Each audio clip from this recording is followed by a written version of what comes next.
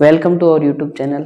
आज अपन डिस्कस करने वाले हैं जो आरबीसी बोर्ड का 10th क्लास का मैथ्स का पेपर हुआ था, उसमें सेक्शन ए के सारे ऑब्जेक्टिव क्वेश्चन अपन डिटेल में डिस्कस करने वाले हैं। किस तरीके से उनके क्वेश्चन है, किस तरीके के पेपर में आंसर रहा है। तो फर्स्ट क्वेश्चन है, इसमें एचसीएफ ऑफ नंबर 16 एंड 20 का एचसीएफ बताना था। जब आप 16 के प्राइम फैक्टर करोगे तो 2 की पावर 2 आएगा, और जब आप 20 के प्राइम फैक्टर करोगे तो 2 की पावर 2 इंटू 5। तो एचसीएफ में क्या कॉमन, क्या है 2 की पावर 2 कॉमन है दोनों में, तो एचसीएफ क्या हो जाएगा 4। एचसीएफ क्या आ जाएगा 4। Option B is correct answer. Second question है, which of the following irrational number. Irrational number जो होते हैं जो टर्मिनेटिंग नहीं होते हैं और रिपीटिंग भी नहीं होते, नॉन रिपीटिंग नॉन टर्मिनेटिंग, तो option number c. Option c क्या है करेक्ट आंसर है। फिर इसमें बोला है कि इसके कितने सॉल्यूशन होंगे। सॉल्यूशन मीन जितनी लाइन एक्स एक्सिस को जितने टाइम इंटरसेक्ट करेगी, इंटरसेप्ट उतने सॉल्यूशन होंगे, 1 टाइम 2 टाइम, तो इसका ऑप्शन क्या होगा सी ऑप्शन। नेक्स्ट क्वेश्चन है आपको, इसमें x इक्वल टू 4 दे रखा है, x minus 3y equal to 19 है, तो इसकी आपको y की वैल्यू बतानी है। y की वैल्यू, x की वैल्यू आप 4 पुट करोगे तो y की वैल्यू कितनी आ जाएगी -5 आ जाएगी। A option correct answer. Second है, sum of n term of AP a plus D a plus 2, ये जनरल फॉर्म आ गई AP की, तो इसका सम निकालना, डायरेक्ट फॉर्मूला पूछा है SN equal to n/2 2a plus n-1 d। D option is correct answer.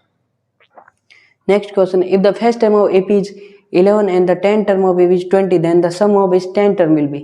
इनके 10 term का सम निकालना है, तो इनके 10, if the first term AP की 11 दे रही, A की वैल्यू 11 हो गई, 10 term तो A प्लस 9D कितना हो गया 20। अब A की वैल्यू आप यहाँ पे पुट करोगे तो आपको किसकी मिल जाएगी D की वैल्यू, और फिर आप उसमें सम 10 term का निकाल के कर लोगे, तो ऑप्शन कितना आएगा बी ऑप्शन 155।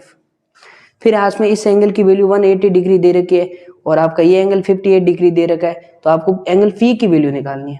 तो लीनियर पेयर ऑफ एंगल, एक लाइन पे कितने एंगल बन रहे हैं, सम कितना होता है एक लाइन पे बने 180, linear pair of angle sum 180, तो यहाँ पे 180 होता है, यहाँ पे 118 दे रखा है, तो ये एंगल कितना हो गया 62 डिग्री, और ये कितना है 58 डिग्री सेम, जो कि ये दोनों कैसे हैं कॉन्ग्रुएंट है, ये सिमिलर ट्रायंगल है, सिमिलर है, तो ये एंगल क्या रहेगा सेम रहेगा।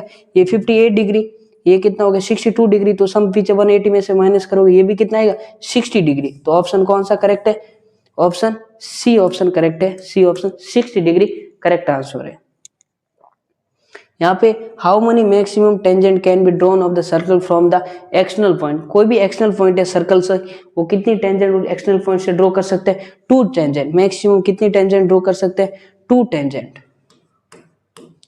फिर है इसमें आपको एंगल टी की वैल्यू बतानी, ये एंगल यहाँ पे एंगल कितना है, तो आपको पता है टोटल कोऑर्डिनेटर में एंगल का सम कितना होता है 364, और यहाँ पे ये टेंजेंट और रेडियस के बीच में एंगल 90 डिग्री, ये भी 90 डिग्री, तो ये पीछे कितना बचेगा 55 डिग्री, इसका वैल्यू कितनी होगी 55 degree. A option.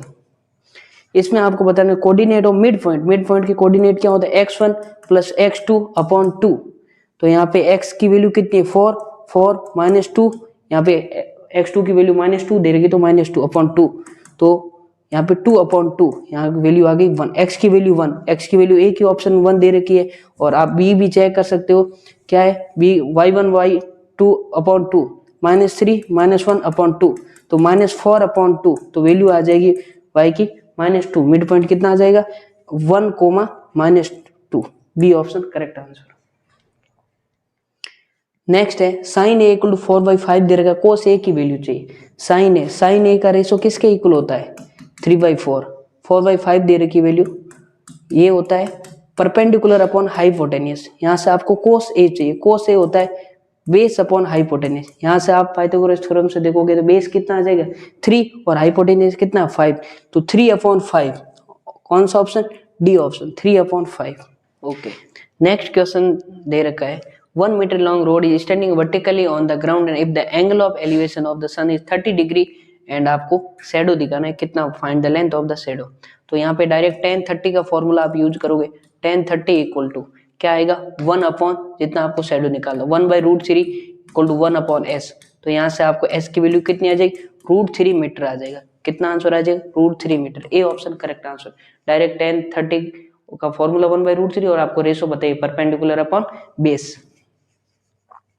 Next question है if the in the circle of radius 7 cm, if the area of the minor sector is 54 cm square, then the area of the major sector will be। आपको minor sector का area दे रखा है, major sector का find करना, तो circle का area में से आप माइनर सेक्टर का एरिया माइनस कर दोगे तो मेजर सेक्टर का आ जाएगा।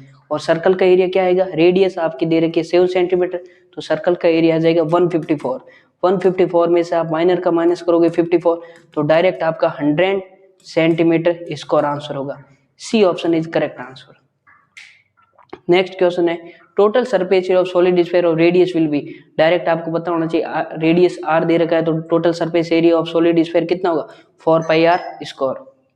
Total surface area of cube side 1 centimetre, side 1 centimetre दे रखी है, तो आप सेम ही आएगा, डायरेक्ट 6 को 1 से मल्टीप्लाई करोगे तो 6 ही आएगा, तो डायरेक्ट 6 सेंटीमीटर स्क्वायर। आपको क्या निकालना है, क्यूब का एरिया निकालना, तो स्क्वायर आएगा, क्यूब नहीं आएगा। क्यूब किस में आती है, वॉल्यूम में आती है यूनिट, तो ए ऑप्शन करेक्ट आंसर। यहाँ पे आपको mode of the following frequency mode निकालना है, तो हाईएस्ट फ्रीक्वेंसी कौन है 16, 16 के सामने x क्या है 6 ना, तो ये तो रिपीटेशन है, कितने टाइम रिपीटेशन हुआ है, फ्रीक्वेंसी कितने टाइम 6 का रिपीटेशन हुआ है 16 टाइम, तो आंसर क्या होगा, फ्रीक्वेंसी मोड क्या होगा 6, B option correct answer. Next है lower limit of median class of the following distribution. आपको ये CF की वैल्यू गिवन है, ये आपको FI फ्रीक्वेंसी नहीं दे रही, CF की वैल्यू गिवन है। CF n कितना आ गया, तो n होता है 25 हो गया, n टोटल फ्रीक्वेंसी का सम कितना होगा 25, n बाई 2 करोगे तो आप कितना आएगा 12.5।